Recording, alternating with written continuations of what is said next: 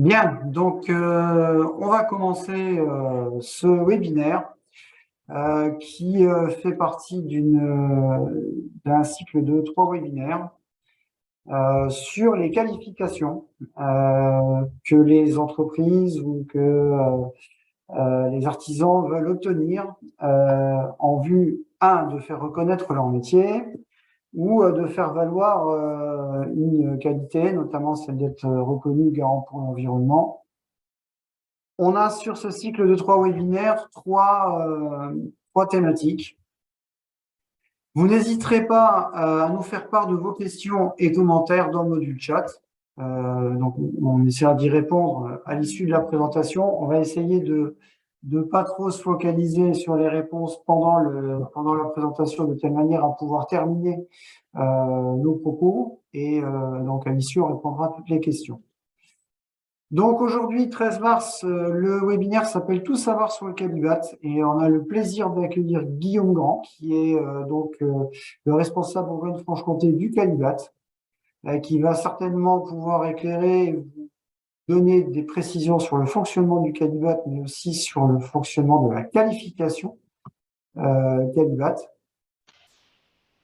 Le programme du jour sera d'avoir une présentation de l'organisme, tout connaître sur le Qualibat, ses représentations nationales et régionales, une présentation de la nomenclature Qualibat, les exigences de la qualification, les exigences du RGE, mais aussi les commissions départementales et quelques points avant de passer aux questions. Je suis Didier Veller, donc le chargé de formation technique du pôle énergie Bourgogne-Franche-Comté.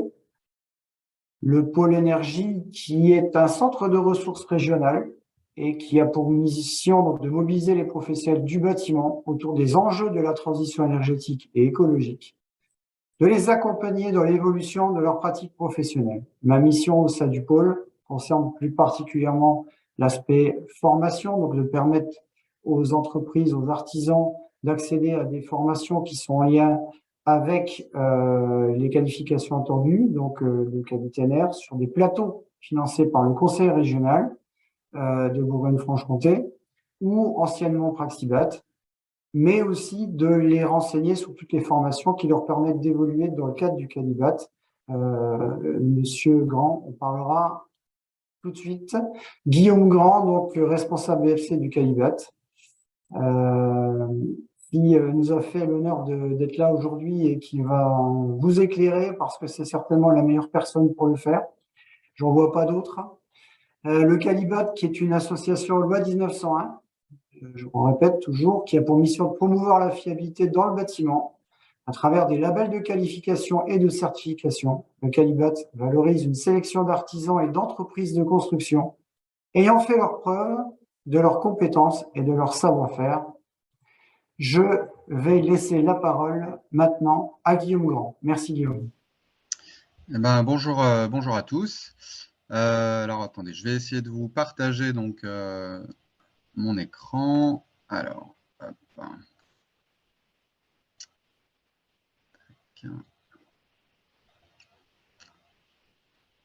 Voilà. Si tu veux bien mettre en plein écran. Voilà, c'est parti. Super. Eh ben, écoutez, si tu peux passer au slide tout de suite d'après.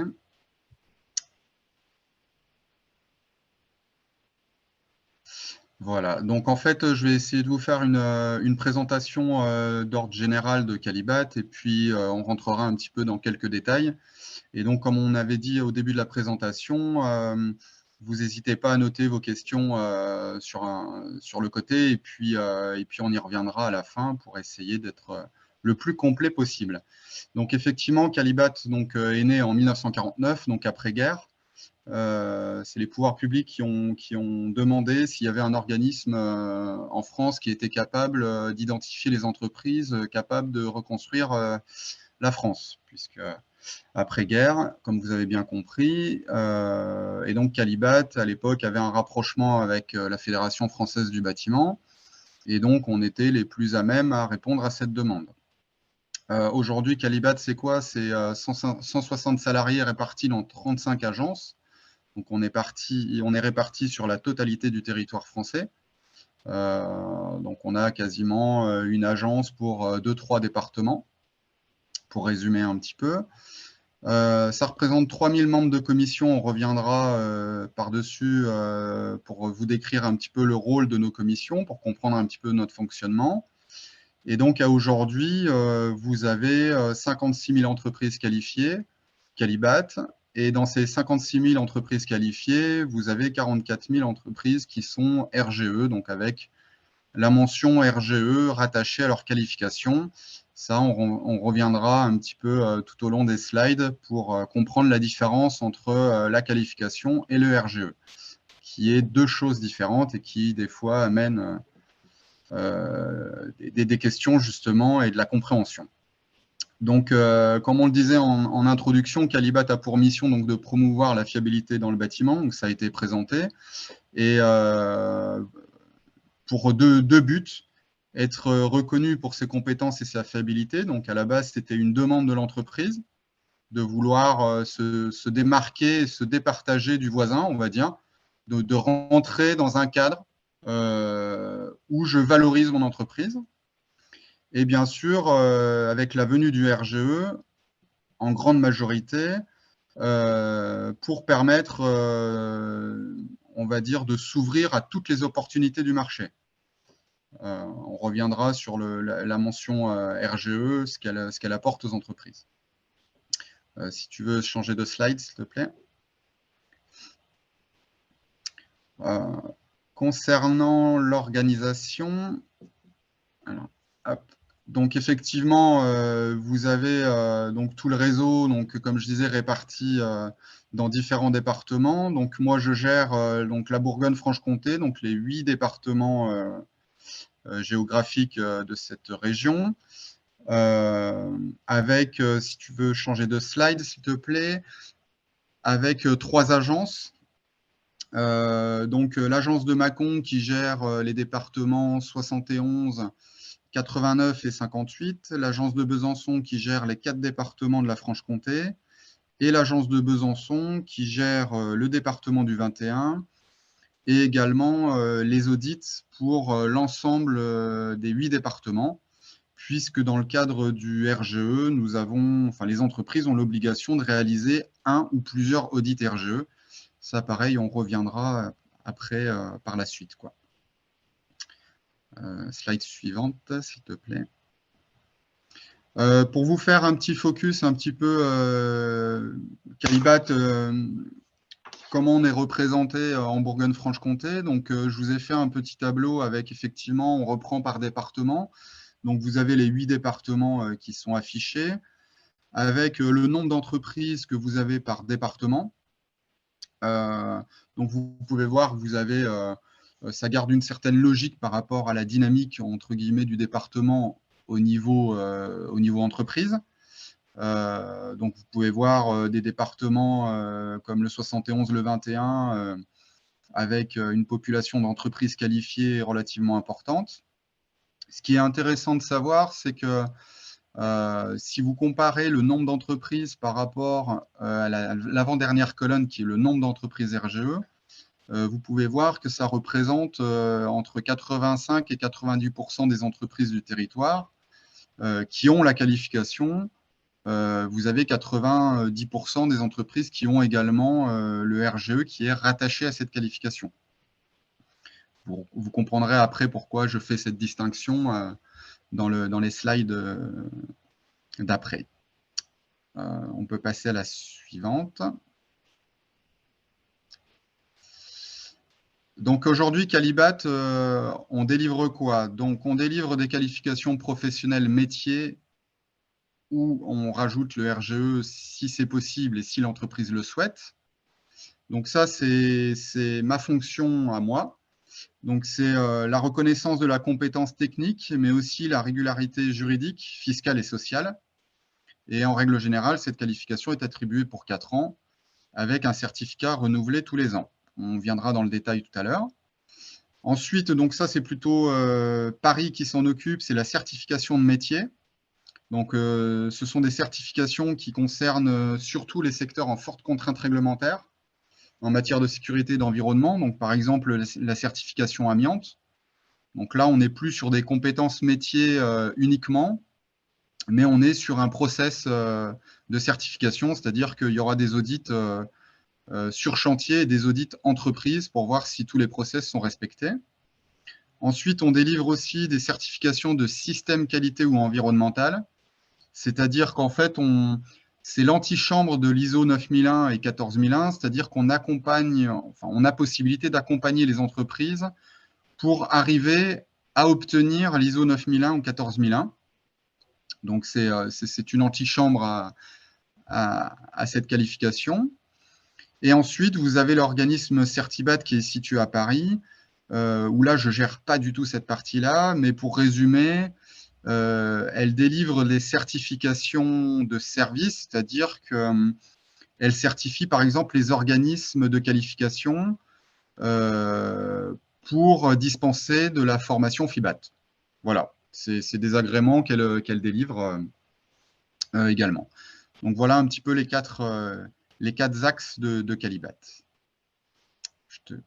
Voilà, très bien. Donc, pour comprendre un petit peu le principe, donc on va effectivement présenter je vais vous présenter la nomenclature Qualibat pour un petit peu comprendre la base. Donc, Qualibat, c'est plus de 470 qualifications métiers. Donc, Qualibat, il faut savoir que l'on qualifie toutes les entreprises du bâtiment, hormis les électriciens, du moment qu'ils aient une activité purement électrique. C'est-à-dire, je l'entends par là, où nous avons des électriciens aujourd'hui qui posent de la VMC, par exemple. Et donc, nous, la VMC, on a possibilité de délivrer ce RGE. Donc, c'est la seule partie qu'on pourrait éventuellement qualifier un électricien, quoi. Donc, pour vous donner une idée, 470 qualifications, on va du terrassier qui va faire les fouilles, faire la VRD, l'assainissement, jusqu'au peintre de finition et même au-delà de la finition, puisqu'on a même les peintres en dorure d'or, etc. Donc, pour vous faire comprendre qu'on qualifie vraiment un spectre très large d'entreprises. Pour comprendre notre nomenclature, donc elle est symbolisée par 4 chiffres. Donc là, je vous ai pris l'exemple, par exemple, de la qualification 7131. Donc le premier chiffre, le chiffre 7, correspond à la famille. Tout en sachant qu'il y a 9 familles chez Qualibat. Donc la famille 7, c'est la famille isolation thermique, acoustique, frigorifique. Donc vous l'avez sur la partie de gauche. Ensuite, vous avez le deuxième chiffre qui correspond à l'activité. Donc là, en l'occurrence, 71, c'est isolation thermique et acoustique. Ensuite, on rajoute le chiffre 3 qui est donc isolation thermique par l'extérieur. Et le chiffre 1 qui est vraiment lié à la spécialité, c'est-à-dire que là, on est sur, par exemple, une technicité courante. Voilà, on a technicité courante, confirmée, supérieure, ou des fois des technicités liées aux ouvrages, donc bâtiment inférieur à 1000 m², supérieur à 1000 m², etc. Donc voilà un petit peu pour comprendre un petit peu comment fonctionne déjà notre nomenclature. Je te laisse passer le slide suivant, s'il te plaît. Voilà, donc la nomenclature est téléchargeable bien évidemment sur le site qualibat.com. Donc comme je disais, vous avez 9 familles donc, qui sont représentées sur la gauche. Pour les passer très rapidement, donc préparation du site et infrastructure, donc comme je disais, VRD, etc. Structure et gros œuvres, donc là on commence l'élévation du bâtiment. Enveloppe extérieure, on est sur tout ce qui est plutôt couverture, charpente. Clos, division, aménagement. Ensuite, la famille 5, énergie et fluide, donc tout ce qui est chauffage. 6, finition, donc tout ce qui est peinture enduit. 7, isolation thermique, acoustique, frigorifique. Donc là, on est sur tout ce qui est isolation par l'intérieur, par l'extérieur. Famille 8, performance énergétique. On est sur des qualifications bien spécifiques. On reviendra également sur le sujet tout à l'heure pour éclaircir tout ça. Et famille 9, agencement et aménagement. Et donc ensuite, que vous pouvez voir sur votre droite, donc là j'ai sélectionné par exemple la famille 5, où c'est décliné, comme je disais, donc 5, 51, 511 et 51, 12, 51, 13, etc. Voilà pour cette slide-là. Si tu veux bien la passer, s'il te plaît. Donc, voilà. Donc, ensuite, quelles sont les entreprises concernées par la qualification?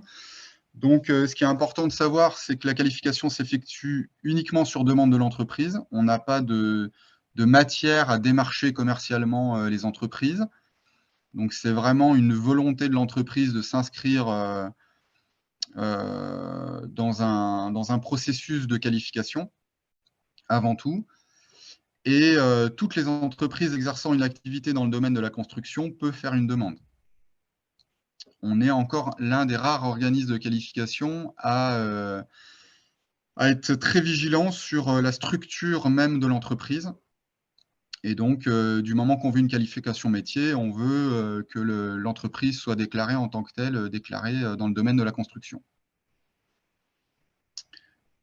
Si tu peux passer le slide d'après, voilà. Donc, pour rentrer un petit peu dans le dur, donc il y aura certainement des questions qui vont arriver, mais on regardera à la fin. Donc, effectivement, on va parler un petit peu du processus de qualification. Donc, l'entreprise nous appelle généralement pour nous faire une demande de qualification. À partir de là, donc, j'ai mes chargés d'affaires qui ciblent, on va dire, l'entreprise, puisque comme vous avez pu voir avant, l'entreprise peut demander plusieurs qualifications. Donc, nous, le but, c'est d'orienter l'entreprise de façon à ce qu'elle puisse accéder déjà aux qualifications qu'elle a réellement besoin et qui est les qualifications les plus représentatives à son activité. Puisqu'en fait, tout au long de son cursus, du processus, elle devra répondre à des exigences et lui fournir, on va dire, une qualification qui n'est pas forcément son cœur de métier. L'entreprise aura des difficultés à répondre à toutes nos exigences, ce qui fera, on va dire, la qualification ne pourra pas vivre correctement. Donc, l'entreprise, une fois qu'on a ciblé ses qualifications, on lui envoie effectivement un bon de commande. L'entreprise règle son bon de commande et là, le processus commence à ce moment-là, c'est-à-dire qu'on lui envoie uniquement à partir du moment où elle a réglé son bon de commande, on lui envoie un dossier de qualification qui est en deux parties. Vous avez une partie information générale et une partie technique. Et donc, on va voir dans le slide d'après la partie exigence de qualification. Donc là, je fais bien le distinguo, vous allez bien comprendre après, je parle uniquement de la qualification pour le moment, je ne parle pas du RGE. L'exigence de la qualification, donc, c'est encadré par nos propres règles. Donc, on a un règlement interne qui encadre les exigences de cette qualification. Et tout ceci est encadré par une norme NFX 50091 qui est elle-même contrôlée par le COFRAC. Donc, on est audité, nous, tous les ans, et notre accréditation est mise en cause tous les ans par le COFRAC et par des audits internes, que ce soit en agence, au siège, en commission ou sur le terrain lors des audits. Donc, on a trois critères d'exigence, donc administratives et juridiques, les exigences financières et les exigences techniques que je vais vous décrire par la suite. Voilà. Donc, exigences administratives et juridiques. Donc, l'entreprise doit démontrer son existence juridique et la régularité de son fonctionnement au regard de ses obligations fiscales, sociales, et prouver qu'elle est bien assurée pour les activités dans lesquelles elle demande à être qualifiée.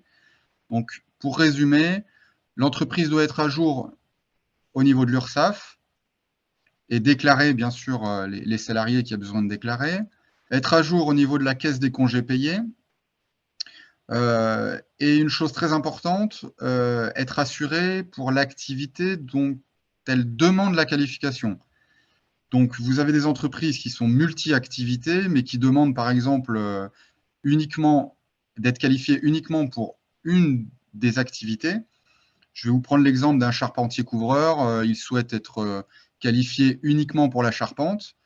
Le fait de s'enregistrer dans un processus Qualibat, elle se doit d'être à jour et d'être assurée en activité principale pour la charpente. J'insiste bien sur ce niveau-là parce que malheureusement, souvent l'entrée chez Qualibat permet bah, de dénouer des situations où les entreprises ne savaient pas elles-mêmes qu'elles n'étaient pas assurées pour l'activité en tant que telle. Et c'est vrai que, bah, heureusement, des fois qu'on est là pour regarder ces pièces-là parce qu'on informe l'entreprise que tout bêtement, elle n'est pas qualifiée pour cette activité-là, ou tout au moins, elle n'est pas qualifiée pour une activité principale. Donc là, on est plutôt sur un aspect pédagogique et d'information. Et l'entreprise s'engage bien évidemment par écrit à respecter les règles de conduite des entreprises qualifiées, que je citerai après par la suite dans les slides, dans les prochains slides. Si tu peux passer à la slide suivante, très bien. Donc les exigences financières. Donc l'entreprise doit justifier également de sa capacité propre à mener à bien les travaux qui lui sont confiés en fournissant sur les 2 derniers exercices des renseignements chiffrés tels que son chiffre d'affaires, le montant de sa sous-traitance, les salariés, donc elle déclare ses salaires et ses salariés, le nombre d'heures travaillées, le recours au travail temporaire ou auprès de main-d'œuvre. Donc, les particularités, c'est que l'entreprise n'a pas le droit, dans l'activité pour laquelle elle veut être qualifiée, hein, j'insiste encore sur le process, elle ne peut pas sous-traiter à plus de 30% cette activité-là et elle ne peut pas avoir recours à de la main-d'œuvre extérieure à plus de 40%. Donc, toujours dans l'activité pour laquelle elle veut être qualifiée. Lorsque le rapprochement de ces données fait apparaître des incohérences, il peut être demandé à l'entreprise de fournir son bilan ou son compte de résultat.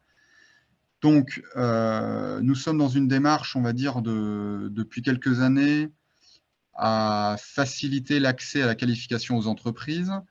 Et pour cela, les pouvoirs publics nous ont demandé de faciliter l'accès, c'est-à-dire d'éviter de demander tout un tas de documents à l'entreprise.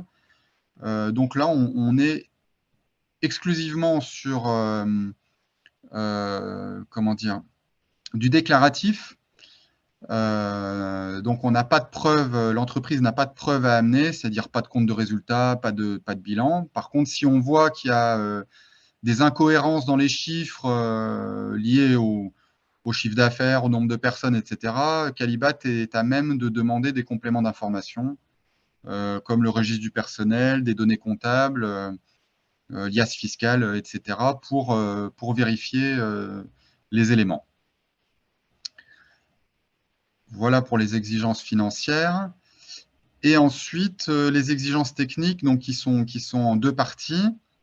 Donc, les moyens humains, c'est-à-dire qu'on vérifie que l'entreprise dispose bien des moyens humains pour réaliser les activités pour lesquelles elle demande à être qualifiée.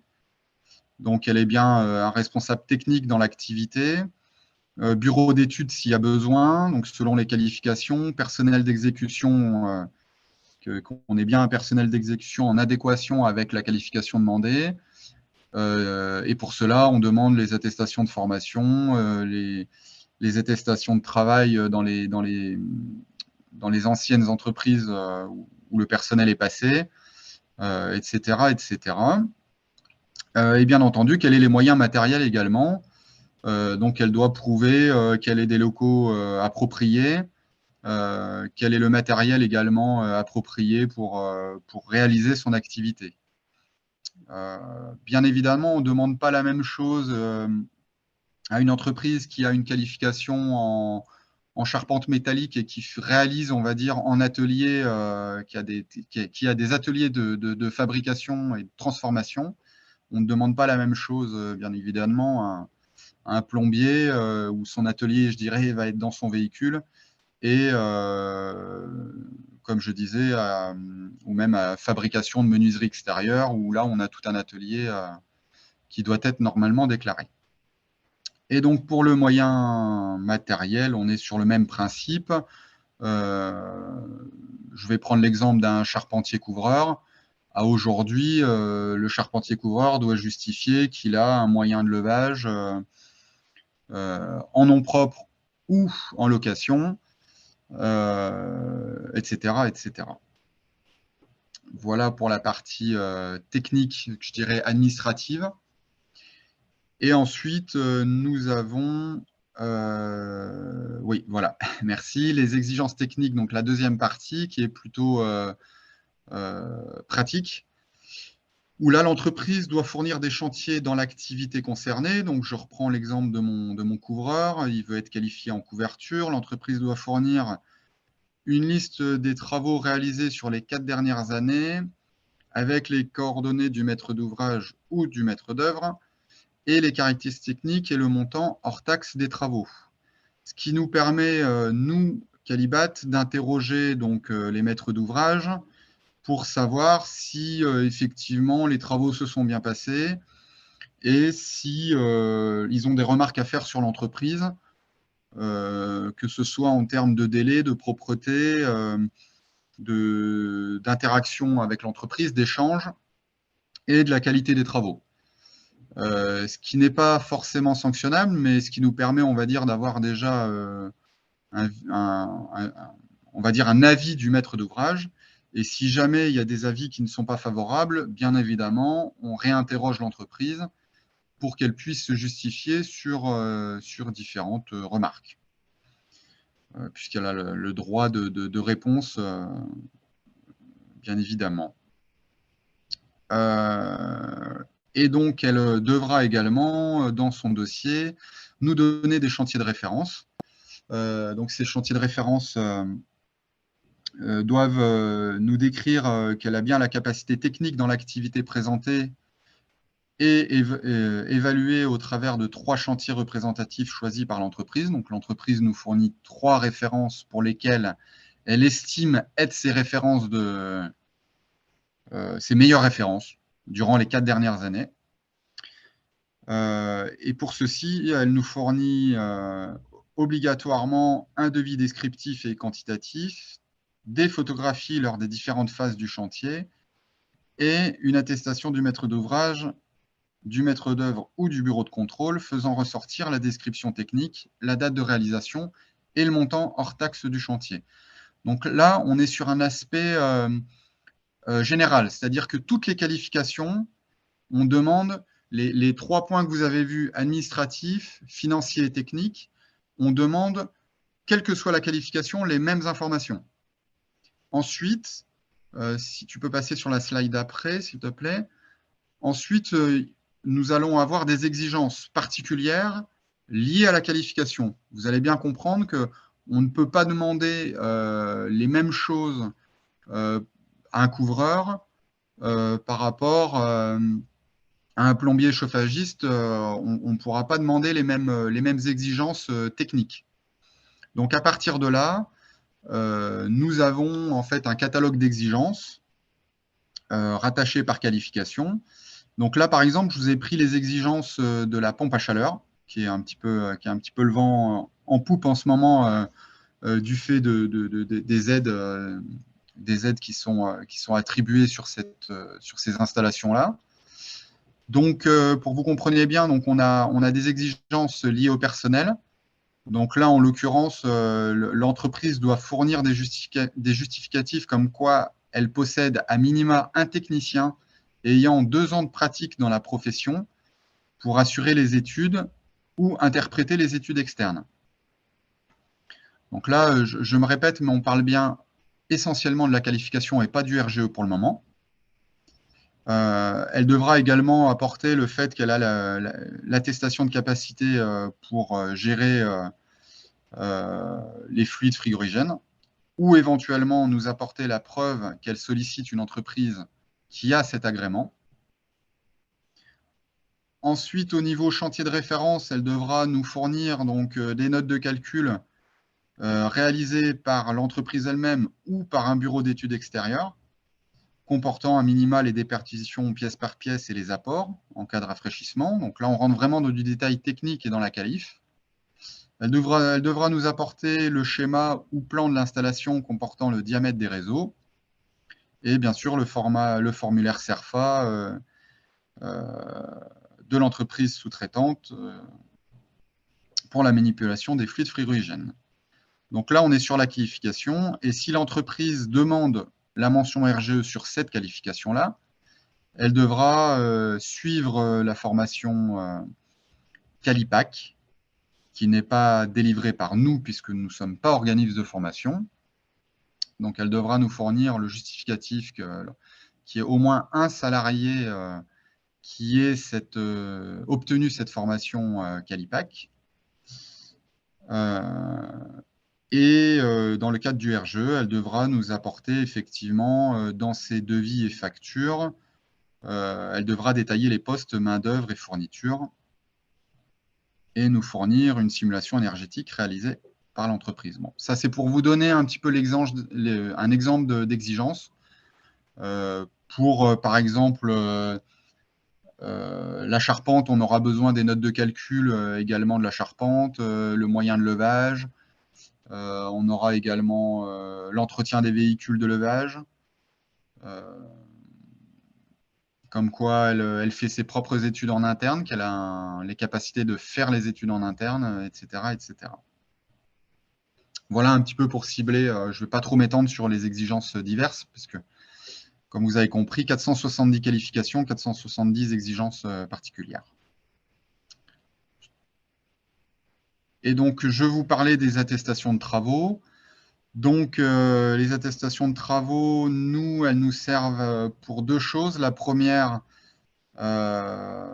d'avoir, on va dire, des retours de la maîtrise d'œuvre, maîtrise d'ouvrage, et également nous permettre des fois aussi de déclencher des plaintes clients, puisque selon les retours, on peut effectivement être amené à réaliser un audit sur ce chantier-là, car il y a eu des malfaçons de fait, et de rentrer dans un processus de réclamation que je vous présenterai après, ce qui nous permet, on va dire, d'avoir un autre visu, on va dire, des travaux de l'entreprise. Voilà. Je reviendrai après sur la partie litige qu'on pourrait éventuellement avoir. Maintenant, on va parler donc du RGE. Donc là, je vous ai parlé uniquement de nos exigences qualification et je vais vous parler de l'exigence du RGE. Donc, le RGE, ce n'est pas nous qui le gérons à proprement dit. Ce n'est pas nous qui écrivons les lignes, en fait. Le RGE, c'est l'Agence de la transition écologique qui le gère, donc par le biais de l'ADEME. Donc, c'est l'Agence de l'environnement et de la maîtrise de l'énergie, hein, c'est son surnom. Donc, c'est elle qui va encadrer, on va dire, les règles du RGE. Donc, ce RGE est encadré par l'arrêté du 3 juin 2020 modifiant l'arrêté du 1er décembre 2015. Donc, la base du RGE a été définie et écrite en décembre 2015. Et pour que vous puissiez bien comprendre la différence entre qualification et RGE, aujourd'hui, le RGE, il exige quoi? Il exige que l'entreprise, elle ait une personne qui ait suivi la formation FIBAT. Voilà, c'est le prérequis minimum pour prétendre être RGE. Donc, il faut que l'entreprise ait suivi cette formation et qu'elle ait à minima une note au QCM de 24 sur 30. Et concernant ces références de chantier, elle a l'obligation de nous fournir un devis détaillé des travaux, une attestation d'appréciation de travaux signée par le maître d'ouvrage et une facture détaillée avec la distinction fourniture et pose et avec un maximum d'informations sur les produits. Donc les R, les UW, SW, toutes les informations épaisseur, marque du produit, acermi, etc. Doivent être renseignées sur les factures et devis. L'ADEME également choisit une autre chose, c'est elle qui définit, donc comme vous avez compris, on a 470 qualifications, mais toutes ces qualifications ne sont pas éligibles au RGE. Forcément, je ne vais pas pouvoir coller du RGE à une entreprise de terrassement, quoi. L'entreprise de terrassement, elle ne pourra pas être RGE pour l'isolation par l'extérieur. Donc, c'est l'ADEME qui dit bah, telle qualification, vous pouvez mettre tel RGE sur cette qualification-là. Voilà. Pour rappel, ça c'est important de le faire parce que je le fais systématiquement dans mes interventions. Une entreprise non RGE peut sous-traiter à une entreprise RGE. Elle a le droit du moment qu'elle est transparente avec son client. Voilà, vous n'êtes pas obligé d'être RGE pour pouvoir sous-traiter des travaux RGE et faire bénéficier à vos clients des aides, du moment que tout le monde soit au courant dans la boucle. Et le deuxième rappel, c'est qu'une entreprise RGE, elle ne peut pas sous-traiter à une entreprise non RGE. C'est strictement interdit et l'entreprise qui s'engage dans un processus de qualification signe une lettre d'engagement. Souvent, comme tout contrat, elle est rarement lue et pourtant, il n'y a que 10 items dessus. Donc, j'insiste vraiment sur le sujet.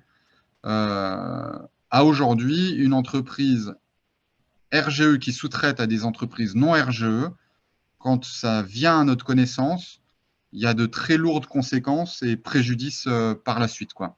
Voilà, je préfère prévenir. Ça se fait malheureusement trop fréquemment et on en fait aujourd'hui la chasse, particulièrement.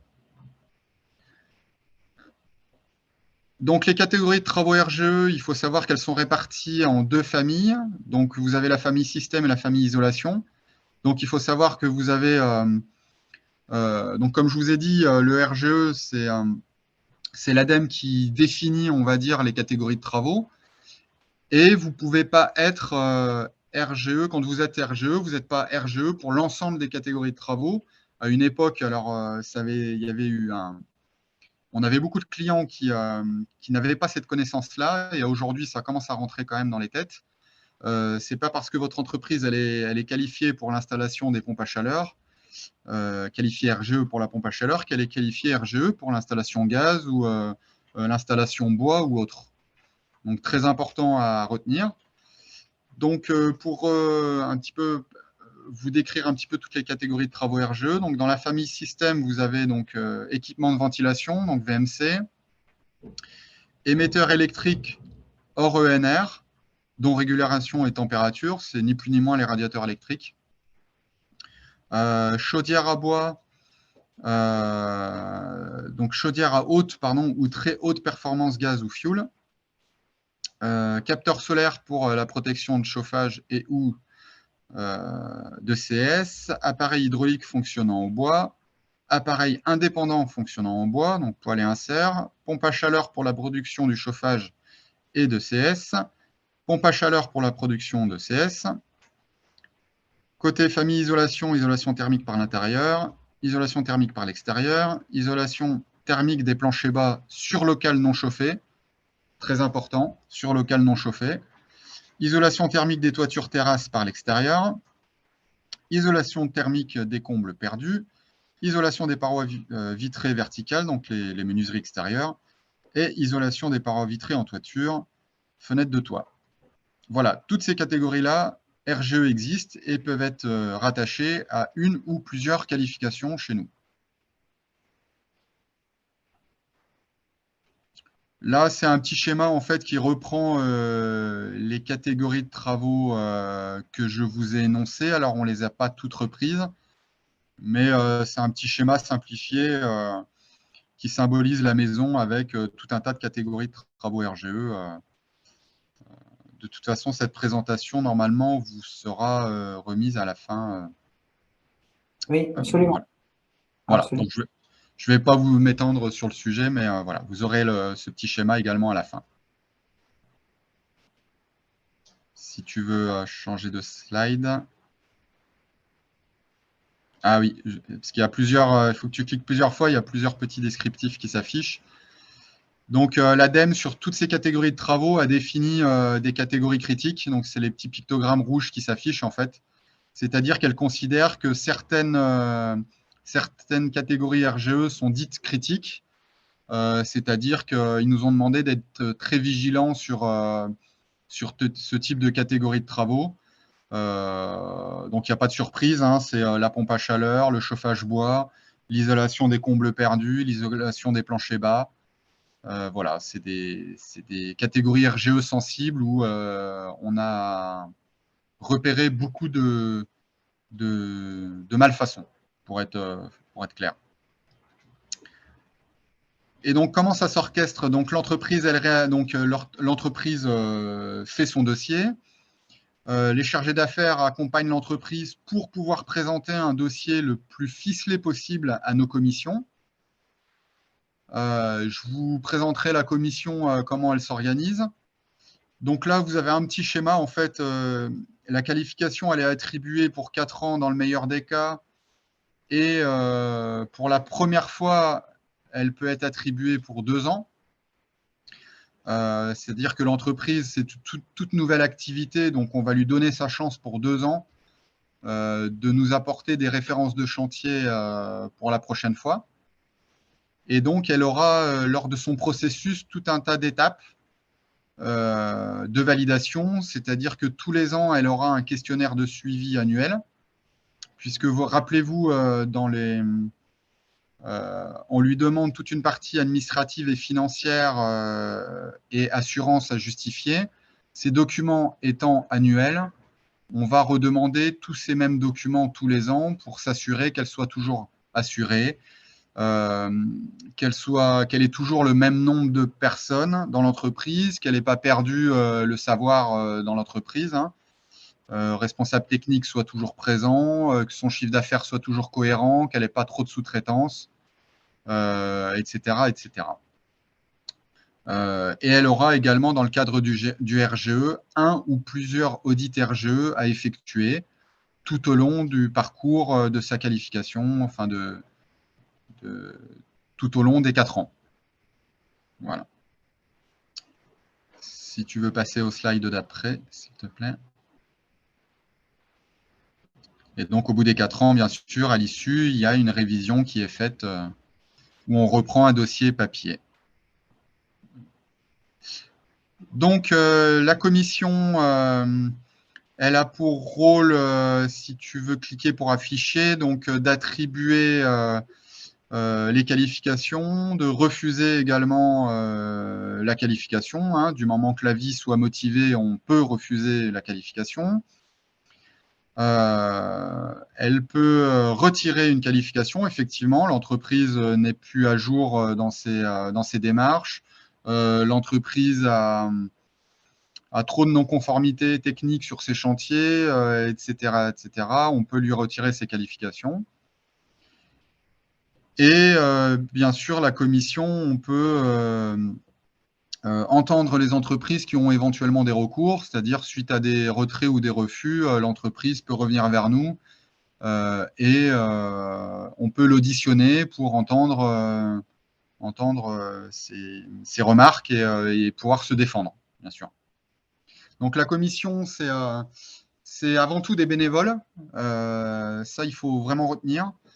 Ce sont des bénévoles qui sont inscrits dans 3 collèges. Collège entreprise, donc ce sont des entreprises qui sont nommées par les organisations professionnelles, la CAPEB ou la FEDE. Ce sont dans les collèges, vous avez les utilisateurs, donc ce sont des architectes, maîtrise d'œuvre, maîtrise d'ouvrage public, privé, bureau de contrôle, bureau d'études.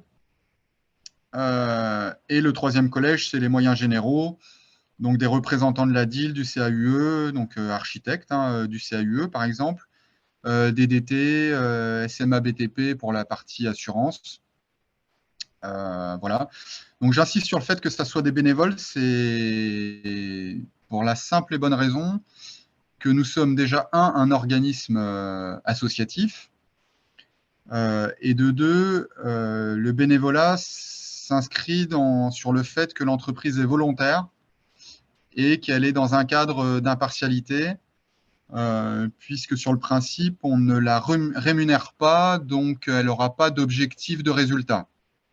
Voilà, elle n'a pas de pression de résultat. Si on doit refuser une qualification pour X ou X raison, elle se doit de le faire. Voilà.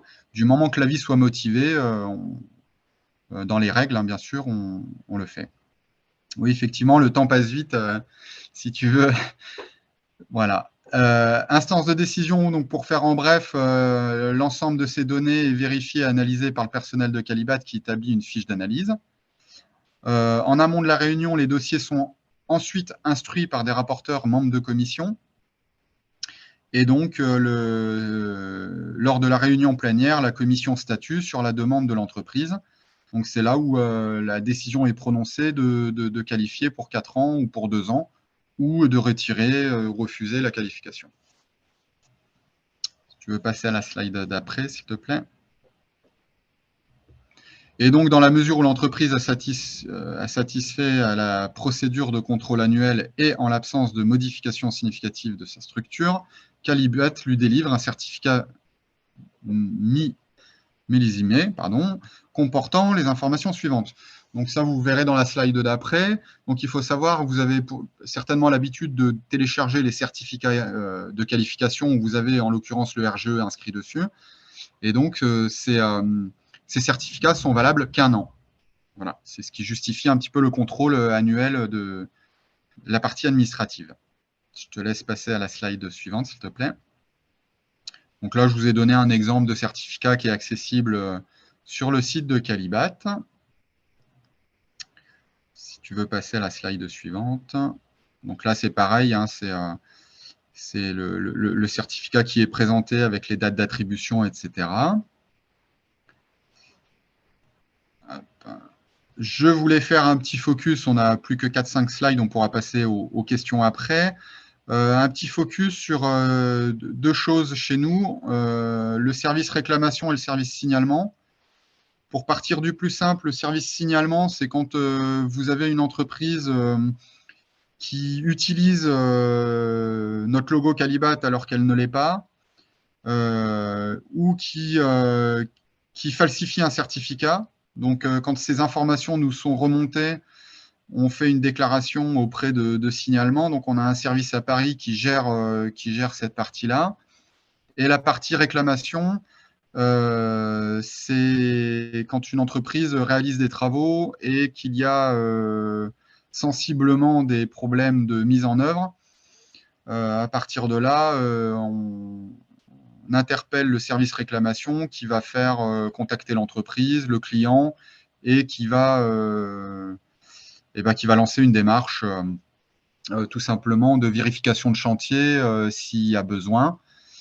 Et bien évidemment, ça peut rentrer dans un cadre de retrait de qualification s'il s'avère que l'entreprise n'est pas du tout dans les règles. Voilà pour cette slide-là. Et avant de passer aux questions, alors je sais que ça fait beaucoup d'informations. Pour faire une petite synthèse, donc l'entreprise dépose sa candidature. Notre organisme vérifie les éléments qui nous sont communiqués.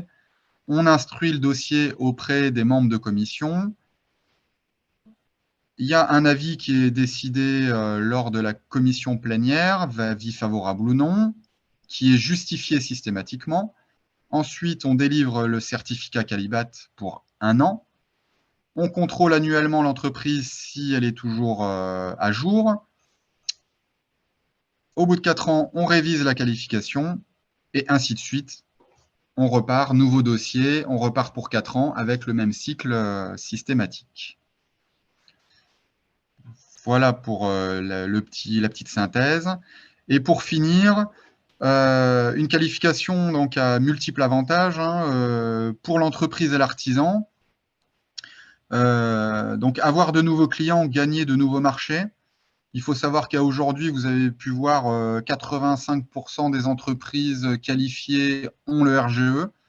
Pour la simple et bonne raison que si vous n'êtes pas RGE, vous ne pouvez pas faire bénéficier vos clients des aides, des prêts à taux zéro, des taux de TVA dans certaines conditions préférentielles. Donc, vous gagnez un nouveau marché. Vous êtes reconnu pour vos compétences et votre fiabilité, puisque on vous contrôle. Vous bénéficiez de tarifs préférentiels auprès des assureurs, ça c'est intéressant de le savoir également. Vous renforcez votre visibilité, puisque vous êtes accessible sur le site Qualibat, sur les sites annuaires, RGE, etc. Et pour le maître d'ouvrage professionnel, vous avez plusieurs intérêts. Vous pouvez effectivement exiger des certificats de qualification professionnelle établis par un organisme indépendant. Ce n'est pas vous qui classez les entreprises, on va dire, qualifiées ou non. Vous disposez d'un annuaire sur le site web de Qualibat des entreprises qualifiées par corps d'activité. On vous partage également lors des marchés publics simplifiés, vous avez la liste des entreprises et les qualifications qui sont décrites. Pour le particulier, l'avantage, c'est d'être accompagné et conseillé par des spécialistes du secteur, c'est-à-dire qu'à minima, elles doivent respecter une charte. Voilà. C'est un minima, mais au moins, elles sont censées le respecter et avoir la garantie de travailler avec un artisan ou une entreprise sérieuse et fiable. Et bien sûr, le particulier peut bénéficier des aides à la suite de ça. Voilà, je vous remercie pour tout ça. Alors, c'est difficile de tout condenser, mais j'espère avoir été assez clair par rapport au public que j'avais aujourd'hui. Et puis, si tu veux qu'on fasse le tour un petit peu des questions qui ont été posées, que je n'ai pas pu voir, moi, mais… Alors absolument. Donc une première question qui était posée par Monsieur Picard, qui demandait si le RGE probatoire, lui pensait qu'il était valable qu'un an, débouche-t-il ensuite automatiquement sur l'attribution de 4 ans? Alors, non. Alors, l'approbatoire est attribué exclusivement à des entreprises qui demandent une nouvelle… Enfin, vous avez deux profils d'entreprise. Soit une entreprise qui est déjà qualifiée pour une activité et qui demande une nouvelle activité. Donc, l'entreprise est qualifiée pour le gaz et elle voudrait être qualifiée pour la pompe à chaleur. Le fait que ça soit une nouvelle activité, elle n'a pas forcément de référence chantier à nous fournir.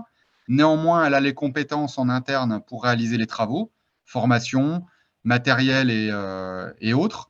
Donc, on peut délivrer la qualification pour 2 ans dans cette condition-là. Et une entreprise qui n'est jamais qualifiée, donc qui n'a pas forcément la possibilité de nous fournir des références de chantier, elle peut accéder également à la qualification probatoire. Et cette qualification probatoire permet de lancer l'entreprise pour 2 ans.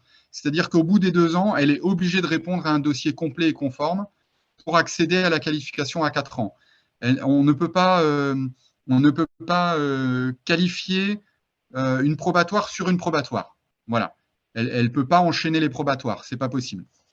Elle est obligée de répondre au bout de 2 ans à tous les critères d'exigence de nos qualifications. Voilà. J'espère qu'on a répondu à votre question. De Madame Régnier, l'interdiction aux entreprises RGE de sous-traiter à une entreprise non RGE ne s'applique-t-elle qu'au domaine où elle est RGE?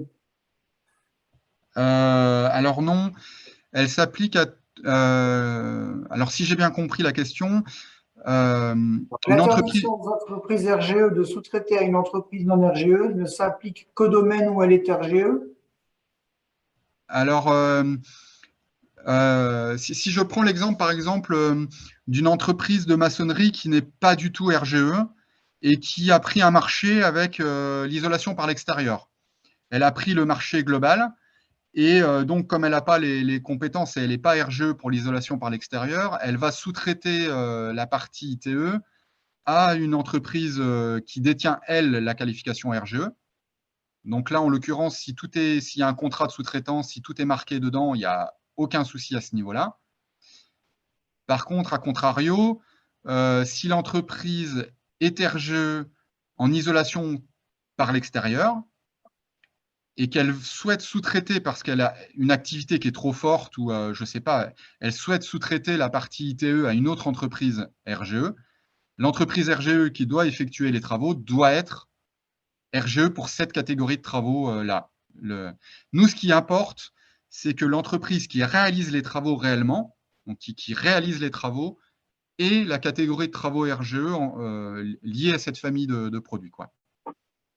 Voilà. Très bien, merci. Donc, de Monsieur Sylvain Bonneau, y a-t-il une uniformisation des exigences au niveau national pour le RGE?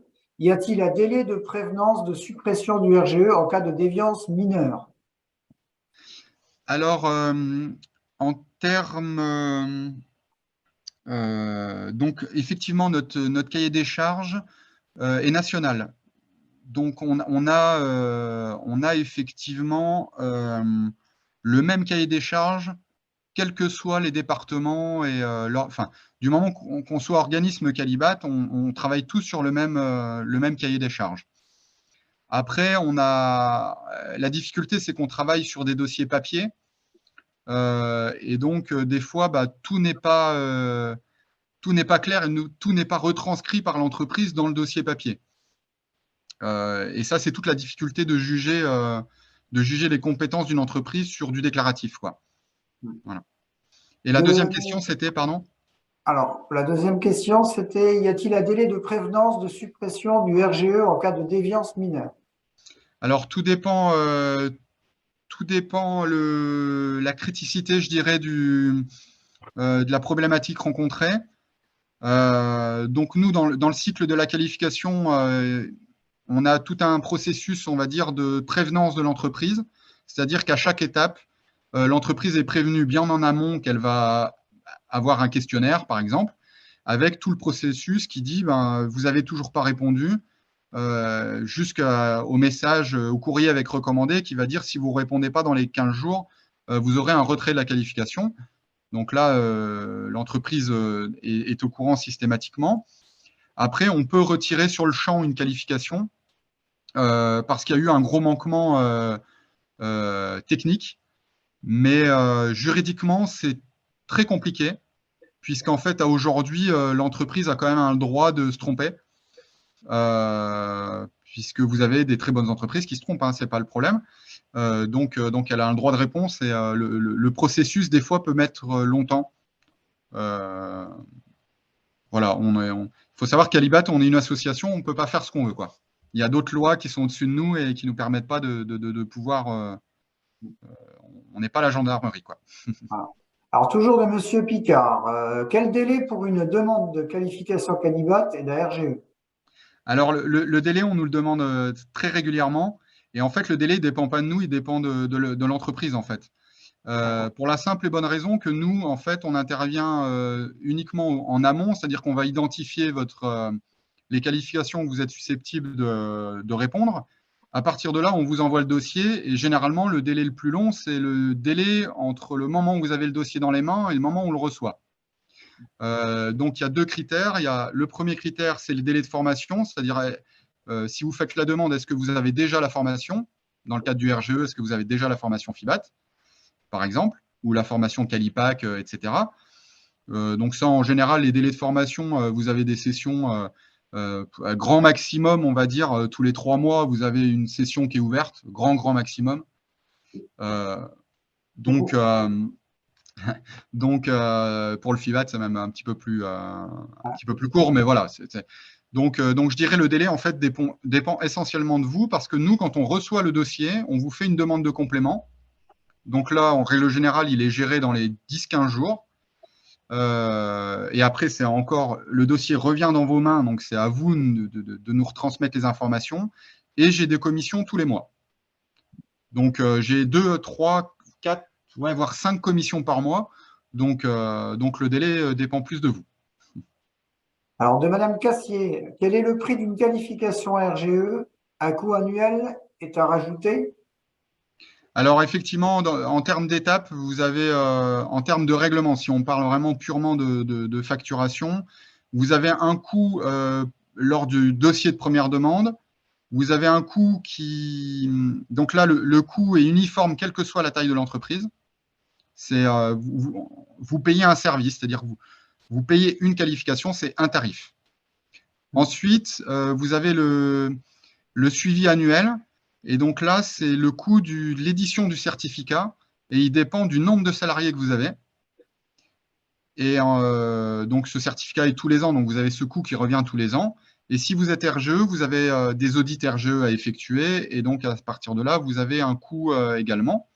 Donc, pour répondre à votre question, une entreprise monoqualifiée, donc une entreprise avec une seule qualification, inférieure à 5 salariés, sans RGE, on dit à peu près que c'est entre 180, allez, on va dire 200 € par an. Si l'entreprise a le RGE, si on doit annualiser tout ça, on sera à 250-300 € par an. Voilà. D'accord. Dernière question, donc, Monsieur Picard. Pour être RGE sur l'audit énergétique, il comprend qu'il faut passer par une formation FIBAT, alors qu'il est déjà formé sur l'audit. Donc là, je pense qu'il y Alors a là, maîtrise. je vais pouvoir répondre partiellement à votre question. Je vais vous expliquer pourquoi. L'audit énergétique, c'est une qualification nationale. C'est pas moi qui le gère au département. Par contre, j'ai quand même des notions sur le sujet, hein, c'est pas le souci. Donc, il faut savoir que la qualification auditeur énergétique dépend d'un arrêté bien spécifique. Et cet arrêté, déjà, il y a des, elle encadre déjà la compétence de l'auditeur. C'est-à-dire qu'en fait, il y a une notion de, de compétences terrain et de compétences de diplôme. C'est-à-dire que selon le diplôme, vous devez justifier tant d'années de compétences terrain. Donc ça, c'est encadré par l'arrêté. Donc ça, nous, on ne peut pas y déroger. Et pour la question de la formation FIBAT, en fait, la formation FIBAT n'est pas obligatoire dans le cadre de la, n'est pas obligatoire dans le cadre du processus de la qualification auditeur énergétique, hein. Si vous avez le diplôme qui correspond à l'arrêté et l'expérience, à aujourd'hui, la formation n'est pas inscrite dans l'arrêté, quoi. C'est clairement un plus parce que c'est vraiment cette formation a vraiment été créée pour le cœur de métier, auditeur énergétique, mais elle n'est pas obligatoire.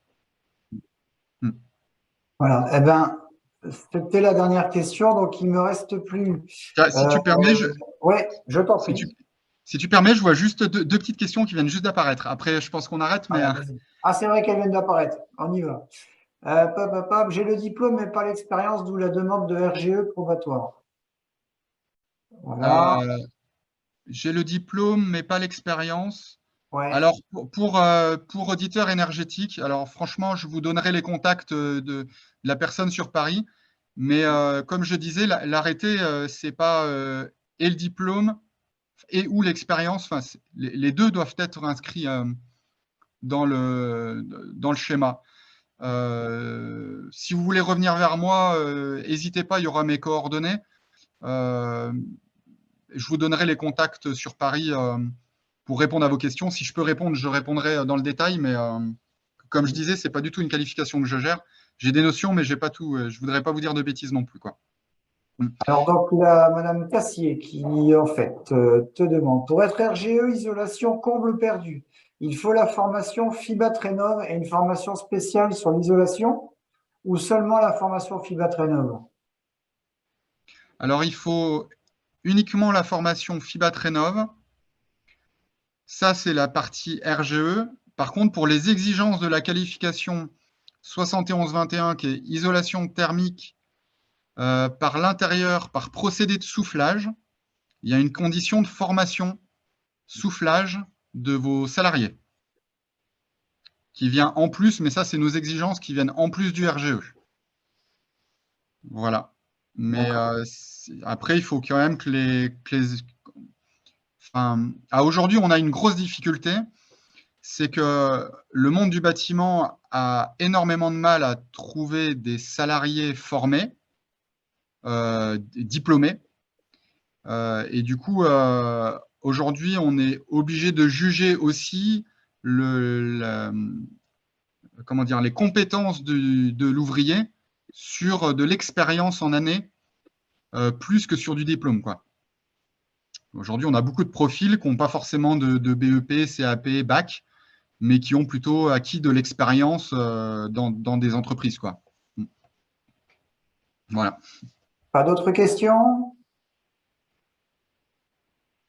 Très bien. Écoutez, ça a l'air d'être clair. J'en vois pas d'autres arriver. Donc déjà, alors je vais déjà remercier Guillaume pour le travail qu'il a fait et sa patience à nos côtés, son intervention et le temps qu'il a pris pour nous. Je remercie également les participants à ce webinaire. Donc le replay de ce webinaire apparaîtra sur le site du pôle énergie Bourgogne-Franche-Comté. Et effectivement, on vous enverra la copie du PPT de l'intervention de Guillaume Grand. Euh, Je vous invite également à nos prochains rendez-vous, ceux du 14 mars à Besançon, c'est à midi du bâtiment, entre 11h30 et 14h. On retrouvera Guillaume encore une fois, cette fois-ci sur une prestation concernant plus précisément l'isolation thermique par l'extérieur. Le vendredi 30 mars à Auxerre, la visite du chantier de rénovation énergétique des locaux du CAUE 89. Le lundi 3 avril, en ligne, donc cette fois-ci, la même opération qu'aujourd'hui, mais cette fois-ci sur le qualitaire. Donc une prestation de Madame Sandy Baumgartner, qui est secrétaire générale de la CAPEB 25. Et le vendredi 7 avril à Héricourt, ne manquez pas le salon de l'isolation thermique par l'extérieur, organisé en collaboration avec la CAPEB 70-90 et le CAUE 70. Et nous retrouverons également le sympathique Guillaume Grand à ce niveau-là. C'était le Tout savoir sur Qualibat. Il me reste à vous souhaiter une bonne soirée et on vous remercie encore de votre patience et de votre participation. Voilà. Au revoir. Passez une bonne soirée. Merci à vous.